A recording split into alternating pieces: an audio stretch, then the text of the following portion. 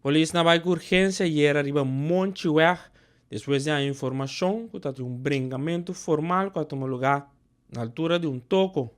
Estava um brincamento que surge entre muitos chiquitos não.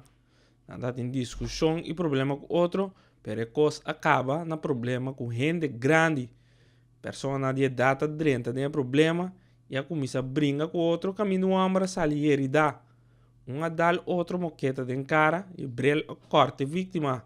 Está um cabo bastante grande na altura de sua frente que estava sangra bastante.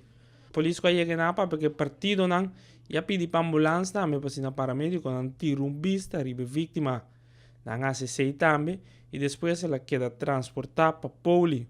A gente não vai no sítio para porque esse não estava tendo problema para se não waco por chegar a uma solução. É decir, problema de muitos acaba de problema de gente grande, caminho uma pessoa a resultar herida.